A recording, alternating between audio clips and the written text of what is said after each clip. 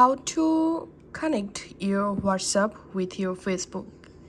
Go ahead and open Facebook and log into your account.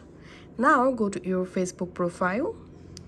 Once you are in your profile, scroll down a little bit and here you have to tap on Edit Public Details.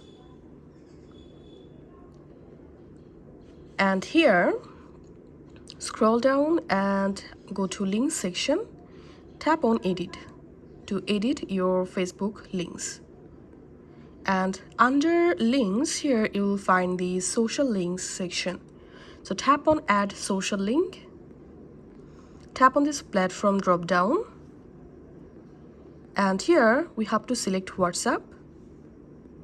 Now in this username box you have to write your WhatsApp account number with your country code. So all you have to need, go ahead and add here your WhatsApp number.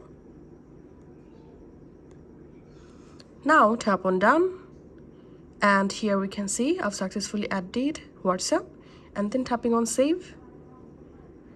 Once successfully saved, now going back to my profile and let's view my profile as a visitor, and here going to about section.